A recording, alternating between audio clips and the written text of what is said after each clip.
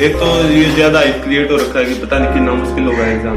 Normally होता है sir written exam तो ज्यादा मुश्किल होता नहीं, कोई कोचिंग वगैरह लेने की जरूरत होती है, इतना मुश्किल एग्जाम होता नहीं। और एक जो स्कूल का सिलेबस है उसको साथ साथ अच्छे से करोगे तो बेसिक क्लियर होंगे तो अपने आप एग्जाम में भी अच्छा। एसएसबी सर कोई ज्यादा मुश्किल नहीं, वो पर्सनैलिटी के ऊपर डिपेंड है।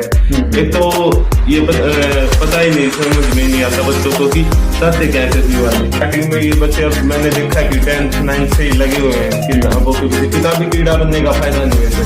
अच्छा, क्योंकि वो ओवरऑल अच्छा होना चाहिए, खेल में भी अच्छा है, फिटनेस भी है, और कई लगे रहते हैं बस स्कूल के नंबर लाने, उनको वो कॉमन सेंस भी कम्युनिकेशन अच्छा होना चाहिए। वंश को थोड़ा शरारती था अपने, लेकिन ये था कि अपना मोटिवेटेड लड़का। अच्छा, वो भी अपना करना होता। तो एक बार इसने ठान लिया तो ये तो था कि थोड़ा डीप या उसको पॉजिटिव लोगे तो थोड़ा अपने उसमें काफी ये था कि अपने जो मैंने सोचा है मैं उसको पढ़ना। नमस्कार, कार्यक्रम देखने वाले सारे बाण भाइया ने काके तहुआ न संजय ढांडा की राम राम। आज हम बैठे हैं रोहतक जिले के गांव निगाना में। मेरे साथ में बैठे हैं छोटा भाई वंश। आज इसने बड़ा काम कर दिया और आज ये सलूट लायक हो गया। क्यों वंश ने हाल ही में जो फाइनल रिजल्ट आउट हुआ है एनडीए का, उसके अंदर जो लिस्ट जारी हुई उसमें 5वां नंबर इनका है वंश का ध्यान। तो वंश भाई सब तो पहला तो आपने बहुत बहुत बधाई। धन्यवाद सर। वंश नु बताओ कि भी इसकी प्रिपरेशन आपने किस तरह करी, किसी की गाइडलाइन पर चले हो या कोई खास आपने स्टडी मटेरियल लिया हो? नहीं सर, खास तो कुछ नहीं, मैंने तो एक ही बुक खरीदी थी। अच्छा, रिटन एग्जाम के लिए तो, और किसी गाइडलाइन भी लेनी चाहिए सलाह तो, लेकिन सर खुद से तरीके ढूंढने पड़ते हैं। अब सबका अपना अपना सिचुएशन होती है, सबकी अलग अलग, तो उपाय भी अलग अलग होंगे सर। ठीक बात है। हाँ, तो खुद ही बनाना पड़ता है सर। तो बेसिकली तो जो मैंने जहाँ से कम क्वेश्चन आते हैं वो चैप्टर एलिमिनेट कर दिए थे, उनसे कुछ नहीं किया था। जो जहाँ से ये था कि एक चैप्टर के अंदर भी यहाँ से क्वेश्चन आ रहा था, वो टॉपिक मेनली किए थे सर, और ऑब्जेक्टिव क्वेश्चंस की प्रैक्टिस साथ के साथ की थी सर। अच्छा, और जिस टाइम पर आपने जब ये पेपर देने का मतलब टाइम आया था तो कब दिया था पेपर इसका आपने? पेपर 14 नवंबर को दिया था सर, 2021 में। हाँ, तो उस टाइम पर आपकी पढ़ाई कौन सी क्लास में चल रही थी? कौन सी क्लास? 12th क्लास में। 12th क्लास में। स्ट्रीम कौन सी थी आपके पास में? BCM, non medical. चलिए, 2020 और 21 ये 2 साल तो कोरोना में निकल गए। तो उस टाइम पर कोरोना के चलते आपने किस तरह का रूटीन बनाया? रूटीन तो सर ये पहले तो टाइम वगैरह कम लगता था, स्कूल में जाते थे तो थोड़ा बहुत घर के कामों में भी मदद करवाई, तो वो भी थोड़ा बहुत सीखा सर। बाकी स्कूल की क्लासेस नॉर्मल लगती थी तो उसका भी काम वगैरह होता था, और थोड़ा बहुत एसएसबी की तैयारी की थी सर। वंश भाई नु बताओ कि जो आम बालक हैं या जो पेरेंट्स हैं जिनको ये नहीं पता कि भाई वो अब भेजना तो चाहो भाई हमारा बच्चा भी एनडीए करे, लेकिन जानकारी नहीं है कि भी करें कि, तो वो बच्चे क्यों कर तैयारी करें वो बताओ। हाँ सर, एक तो ये ज्यादा हाइप क्रिएट हो रखा है कि पता नहीं कितना मुश्किल होगा एग्जाम। हाँ। एक तो ये नॉर्मली होता है सर रिटन एग्जाम तो ज्यादा मुश्किल होता नहीं, कोई कोचिंग वगैरह लेने की जरूरत होती नहीं। तो सर उसके लिए तो सबसे पहले तो अपनी स्ट्रेटजी अपने अकॉर्डिंग बनाओ कि कितने नंबर लाने हैं और कौन से सब्जेक्ट में लेके आने हैं कितने नंबर। अच्छा। तो उसी के बाद एक प्रॉपर स्ट्रेटजी बनेगी, उसी के बाद काम कर पाएंगे, और कोचिंग वगैरह की कोई जरूरत होती नहीं सर, इतना मुश्किल एग्जाम होता नहीं। अच्छा। तो और एक जो स्कूल का सिलेबस है उसको साथ साथ अच्छे से करोगे तो बेसिक क्लियर होंगे तो अपने आप एग्जाम में भी अच्छा परफॉर्म कर पाओगे। ठीक बात है।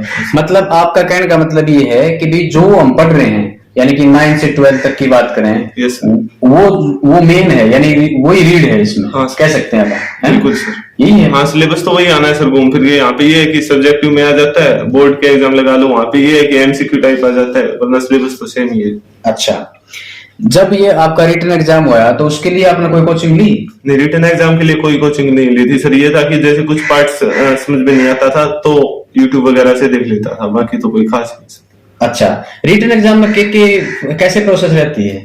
900 नंबर का पेपर होता है सर टोटल, उसमें से 300 का मैथ होता है, 200 की इंग्लिश, 200 की साइंस होती है, और 200 की सोशल साइंस होती है, जिसमें जीके भी इंक्लूड होती है, करंट अफेयर वगैरह से। अच्छा, टेस्ट सीरीज कितनी लगाई थी आपने? टेस्ट सीरीज 20-25 लगाई होंगी सर। तो उसका कितना बड़ा फायदा मिला? उसका फायदा तो है सर, ये पता लग जाता है कि अभी कौन से पार्ट पे लैग कर रहे हो और कहाँ पे इम्प्रूवमेंट की जरूरत है, जो कमियां थी उसमें आपने सुधार किया। जैसे रिटन एग्जाम आपका क्लियर हो गया, फिर आपने दूसरा जो सबसे बड़ा भाई अगला जो टारगेट है, अगला जो स्टेप है वो एसएसबी का माना जाए, है ना? तो एसएसबी का ही सबसे खतरनाक माना जाए भाई। लोग बाग ये कहते हैं कि भी एसएसबी बहुत खतरनाक है, रिटन एग्जाम तो कई क्लियर करते हैं लेकिन एसएसबी में रह जाते हैं। उसके लिए आपने क्या स्ट्रेटेजी अपनाई, कैसे आपने काम करा? एक तो सर ये नहीं है कि रिटर्न ज्यादा आसान नहीं है एसएसबी, क्योंकि 6-7 लाख बच्चे पेपर देते हैं। अच्छा। 8,000 का पेपर क्लियर होता है और 8,000 में से इंटरव्यू लगभग 450-500 का क्लियर होता है। अगर रेशियो देखें तो एसएसबी आसान हो रहा है। ठीक बात है। एसएसबी सर कोई ज्यादा मुश्किल नहीं, वो पर्सनैलिटी के ऊपर डिपेंड है। एक तो ये पता ही नहीं, समझ में ही नहीं आता बच्चों को कि चाहते क्या एसएसबी वाले। अच्छा। हाँ, तो वो सिर्फ लीडर ढूंढ रहे हैं कि वो खुद के फैसले खुद ले पा रहा है, या और एक लीडर वही होगा ना जो अपनी टीम को भी साथ में लेके चलेगा। इसके लिए आपने कोचिंग ली? कोचिंग ली थी सर एसएसबी के लिए लक्ष्य एकेडमी से। कहाँ से? लक्ष्य एकेडमी चंडीगढ़ से। चंडीगढ़ से। कितने दिन की थी? 2 हफ्ते की थी सर। 2 हफ्ते में आपने अपनी पूरी प्रिपरेशन हाँ सर कर ली भाई एसएसबी के? हाँ, प्रिपरेशन तो 11 से ही चालू कर दी थी सर। जैसे ये पता होता है कि कहाँ पे लैग करे, मुझे पता है कि सर कम्युनिकेशन में दिक्कत है, तो मैंने उस पर फोकस किया था स्टार्टिंग से ही। तो उसके लिए प्रैक्टिस लेक्चरेट की ग्रुप डिस्कशन की सर। वेरी गुड, बहुत बढ़िया। और इसके बाद में एसएसबी जब क्लियर हुआ तो उसके बाद में अगला जो स्टेप था वो मेडिकल? हाँ सर। अच्छा, मेडिकल में फिट हो गए पहले? हाँ सर, मेडिकल फिट। अच्छा जी।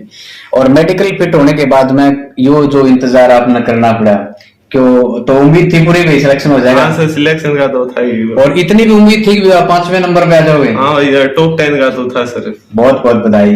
तो बड़ा टिपिकल गांव है निगाना। कलानौर की तरफ तो जब हम निगाना की तरफ आओ तो बहुत मुश्किल भरा रास्ता है। तो स्टडी कहाँ से करी भाई आपने अपनी? कलानौर में स्कूल से सर। कलानौर से ही? हाँ सर। मैं कलानौर तक आया था तो बहुत मतलब मन यूं लगा कि भी बड़ा टिपिकल सा गांव है और काफी ना कोई व्हीकल, लोग बाग है ना ऑटो से आ जा रहे हैं सारे, है ना? तो बस की सुविधा मन कम लगी। आती है सर, बस तो टाइम है। हाँ, टाइम टू टाइम चल रहे हैं, है ना? शुरू से कलानौर में पढ़ रहे हो? नहीं सर, मेरा ये 7th स्कूल है सर। कौन सा स्कूल है जी? 7वां स्कूल है, वेद मॉडल सीनियर सेकेंडरी स्कूल। वेद मॉडल? हाँ सर। अच्छा, कलानौर में। तो स्कूल का जो स्टाफ था उसने कितनी मदद करी आपकी इस सफर में? उसमें सर ये तो है कि अगर स्कूल का सिलेबस साथ साथ अच्छा हो रहा है तो आप आराम से उस पर फोकस कर पाओगे। मन ये बताओ, जैसे भी आपका जो टारगेट था ये भी अचानक मूड बना एनडीए का, या आपका भी कोई और प्लान था कि करने का? नहीं सर, स्टार्टिंग से ये तो होता ही है कि डिफेंस में जाना है। आप बच्चों में छोटे से भी बच्चे से पूछो वो भी कहेगा फौजी बनना है। अच्छा। तो 8th क्लास तक आते आते हो गया था कि हाँ एनडीए में जाना है सर। बहुत बढ़िया।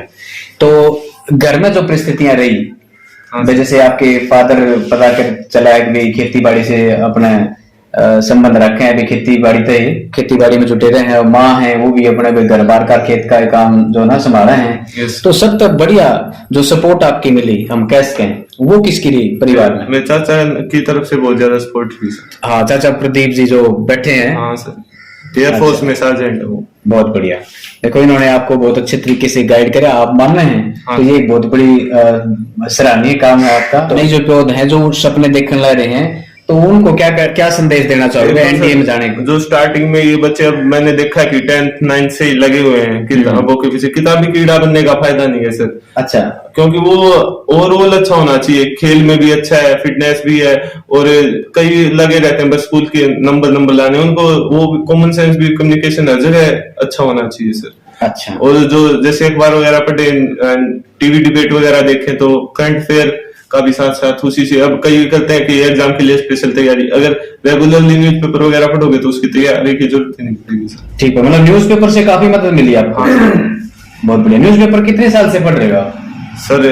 अब लगभग 9, जब मैं 9 साल का था तब से तो पढ़ ही रहा हूँ सर। बहुत बढ़िया। और इसके साथ साथ मैं और जो किताबें, उसके साथ साथ सर बीच में जीके वगैरह का मुझे इंटरेस्ट था, तो सर मैं बुक्स पढ़ता रहता था जीके की। तो सर बहुत बढ़िया। हाँ सर। तो वंश भाई आपको बहुत बहुत बधाई। मैं आपके चाचा से बात करना चाहूंगा, एक बार आओ जी। और आपके पिताजी को बुलाना चाहूंगा, आप भी आओ जी एक बार आगे ना। आप बैठे रहो यहीं से, आप भी करा दो, आ जाओ जी एक बार। शुरू से वंश तो थोड़ा शरारती था अपने, लेकिन ये था कि अपना सेल्फ मोटिवेटेड लड़का था। अच्छा। जो भी अपना करना होता। तो एक बार इसने ठान लिया, तो ये तो था कि थोड़ा डीट या उसको पॉजिटिव लोगे तो थोड़ा अपने उसमें काफी ये था कि अपने जो मैंने सोचा है मैं उसको करना। ठीक तो है। स्टार्टिंग से 9th से इसका हमने भी थोड़ी गाइडेंस दी, परिवार की भी और खुद का भी। इसका अपना एक टारगेट बना हुआ था, जो भी इसने कोशिश किया। ज्यादा ये नहीं कि आउटस्टैंडिंग कुछ ज्यादा पढ़ाई एक्स्ट्रा, लेकिन ये था कि अपने रूटीन से डिसिप्लिन वे में अच्छा। सुबह से जल्दी उठना है, फिर रात को लेट तक, या हर चीज में ओवरऑल बोलते ना कि हर फील्ड में इसका अच्छा था। ये नहीं कि एक एकेडमिक था, इससे लीडरशिप डेवलप होती है, बच्चों को भी करना चाहिए हर फील्ड में अपना ऑलराउंडर होना चाहिए, ना कि अकेला एकेडमिक है। तो उसका इसको एसएसबी में बेनिफिट मिला है। ठीक है। और अपने जो भी इसने एग्जाम वगैरह क्लियर किए हैं। बिल्कुल। तो वंश भाई, इतनी बढ़िया जानकारी देने खातिर, हमारे साथ जुड़ने खातिर आपका बहुत बहुत धन्यवाद। आपका भी बहुत बहुत धन्यवाद प्रदीप जी। बस ठीक है, धन्यवाद सबका। आप भी इतनी दूर से आए, आपने भी अपना टाइम निकाल के गांव को थोड़ा इससे मोटिव होंगे, और बच्चे जो देखेंगे, हाँ बिल्कुल जी, हम लेंगे कि हाँ भाई जो हमारे बीच का भाई ऐसे लड़का या हमारे बीच का साथी ऐसे कर रहा था, हम भी आगे चल के। बिल्कुल इसका फर्क पड़ता है समाज के ऊपर पूरा। जब कोई बच्चा हमारे पड़ोस का है, अच्छा काम करता है, तो वो बच्चा भी सोचता है, उसके पेरेंट्स भी सोचते हैं कि भी हमारा बच्चा भी इनकी वंश की तरह ही काम करे और कुछ अच्छा करे जाकर के, तो हमारा नाम रोशन। तो एक बार फिर से आपका बहुत बहुत धन्यवाद।